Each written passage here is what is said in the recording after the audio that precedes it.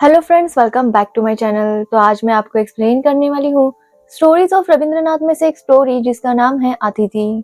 तो चलिए without wasting time हम स्टोरी का एक्सप्लेनेशन स्टार्ट करते हैं। स्टोरी स्टार्ट होती है तारा बुद्धू नाम के एक लड़के से जिसे सब लोग प्यार से तारा कह के बुलाते हैं।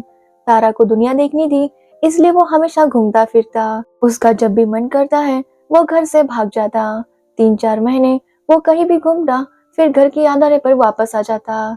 तारा की इस हरकत की वजह से घर वाले उससे काफी ज्यादा परेशान थे, लेकिन तारा को दुनिया देखनी थी, इसलिए वो अक्सर ऐसा किया करता था। उसे भी लगता था कि घर आने के बाद वो वापस कभी भी ऐसा नहीं करेगा, लेकिन ऐसा वो 4-5 बार कर चुका था। उसे किसी रिश्ते में या किसी जगह पर बांध कर रहना अच्छा नहीं लगता था, इसलिए वो घर से भाग जाता और जो भी खाने को मिले वो खाकर वो जिंदगी जीता। अगर उसके घर की बात करें तो वो एक गरीब घर से बिलोंग करता है। उसके पापा की सब्जियों की दुकान है, तो वही तारा कभी कभी ट्यूशंस लिया करता था। उसके पापा का कहना था कि वो खेती करना सीखे, वो उसे पैसे कमाने में काम आएगा। लेकिन तारा के सपने कुछ अलग ही थे, इसलिए वो इस बार भी घर से भाग जाता है। वो जब नदी किनारे बैठा था तो वहां पर एक बड़े से जमींदार की नाव आती है। वो जमींदार तारा से पूछता है कि उसे कहाँ जाना है। तारा उनसे आगे के गांव में जाने के लिए लिफ्ट मांगता है और जमींदार उसे लिफ्ट दे देता है। जमींदार के साथ उसकी वाइफ और उसकी एक बेटी चारू भी थी। तारा का स्वभाव बहुत ज्यादा हंसमुख था, इसलिए जमींदार और उसकी वाइफ को वो बहुत ज्यादा पसंद आता है। तो उनकी बेटी चारू बहुत ज्यादा गुस्से वाली थी। उसे छोटी छोटी बातों पर गुस्सा आ जाता, जिसकी वजह से उसके मम्मी पापा उसके लिए चिंतित थे। जमींदार की वाइफ तारा से पूछती है कि वो घर से भागकर क्यों आता है। उसकी माँ उससे कितना ज्यादा प्यार करती होगी और वो भी अपने माँ से प्यार करता होगा, तो उन्हें छोड़कर वो कैसे आ सकता है। लेकिन तारा को ये सवाल बिल्कुल भी अच्छे नहीं लगते थे। उसका कहना था कि वो अपने घर वालों से बहुत प्यार करता है, लेकिन वो घर पर ही बंद कर नहीं रह सकता। उसे दुनिया देखनी है, सब कुछ सीखना है, इसलिए वो ऐसे ही मस्त मौला जिंदगी जीना चाहता है। उसे घूमने फिरने के साथ साथ संगीत का भी बहुत ज्यादा शौक था। वो सबको एक गाना सुनाता है और जमींदार और उसकी वाइफ को ये भी बहुत पसंद आता है, इसलिए वो चाहते हैं कि चारू कुछ दिन उनके साथ ही रहे। चारू भी इस बात के इंतजार में था, क्योंकि वो भी इस तरह रहना चाहता था। जमींदार के कहने पर वो उनकी हवेली चला आता है। हर कोई घर में सिर्फ तारा की ही तारीफ कर रहा था, क्योंकि तारा को आए कुछ ही दिन हो गए थे, लेकिन वो सबके साथ इतना ज्यादा घुल मिल गया था कि किसी को लगता ही नहीं था कि वो अभी अभी यहाँ पर आया है।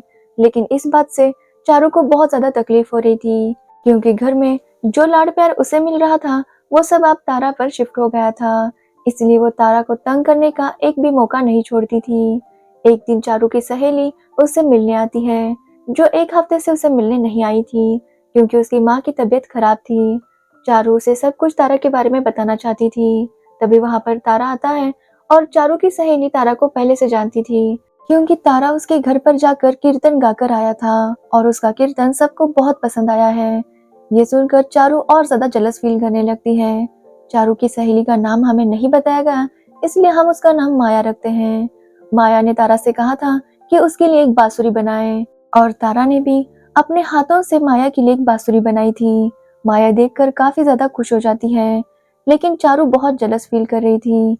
वो मौका देखकर माया की बांसुरी तोड़ देती है। माया इस बात से काफी हर्ट होती है, तो वही चारू को भी लग रहा था कि तारा इस बात की वजह से उस पर गुस्सा होगा, लेकिन तारा ऐसा कुछ भी नहीं करता। वो दूसरी बांसुरी बनाने में लग जाता है। चारू ये जानना चाहती थी कि तारा गुस्सा है या नहीं, इसलिए वो अपनी डॉल तोड़ देती है और तारा के पास जाती है उसे रिपेयर करवाने के लिए। लेकिन तारा समझ गया था कि चारू यहाँ पर क्यों आई है। वो उससे पूछता है कि क्या वो ये जानने के लिए आई है कि वो उस पर गुस्सा है या नहीं, और चारू के पास इसका कोई भी जवाब नहीं था, इसलिए वो वहां से भाग जाती है। तारा जब एक दिन हवेली घूम रहा था तो उसे वहां पर एक बहुत बड़ी लाइब्रेरी रूम दिखाई देती है। वो बुक्स देखकर बहुत ज्यादा खुश हो जाता है। तभी वहां पर जमींदार आते हैं और तारा का पढ़ने में इंटरेस्ट देखकर वो काफी ज्यादा खुश होते हैं। लेकिन तारा को इंग्लिश नहीं आती थी, तो जमींदार खुद उसे इंग्लिश सिखाना स्टार्ट कर देते हैं।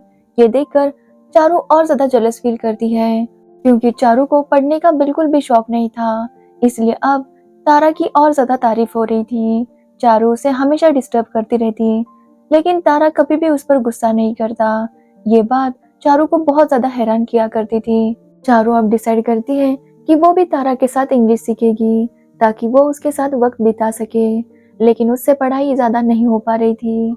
तो वही जमींदार अब चारू की शादी करवाना चाहते थे, लेकिन उनकी पत्नी को तो तारा ही पसंद था। जमींदार को भी तारा पसंद था, लेकिन उनका कहना था कि वो उसके खानदान को नहीं जानते, इसलिए वो अपने दोस्त के बेटे के साथ चारू की शादी करना चाहते थे। लेकिन जब वो लोग चारू को देखने आते हैं, तो चारू तैयार ही नहीं होती। वो रोती है और सबसे झगड़ा करती है, जिससे जमींदार समझ जाते हैं कि चारू को कोई भी नहीं संभाल सकता सिवाय तारा के। इसलिए वो तारा के खानदान के बारे में जानने के लिए अपने कुछ दोस्तों को तारा के गांव भेज देते हैं, और वो लोग तारा के घर वालों के बारे में पता करने लगते हैं। वो आकर बताते हैं कि तारा के घर वाले बहुत ही गरीब हैं, लेकिन उनके वैल्यूज और संस्कार काफी ज्यादा अच्छे हैं। जमींदार को भी बस यही चाहिए था। उनका प्लान था कि शादी के बाद तारा यहीं पर रहेगा और उनकी बेटी भी उनके साथ ही रहेगी हमेशा के लिए, इसलिए वो इस शादी की प्लानिंग से काफी ज्यादा खुश थे।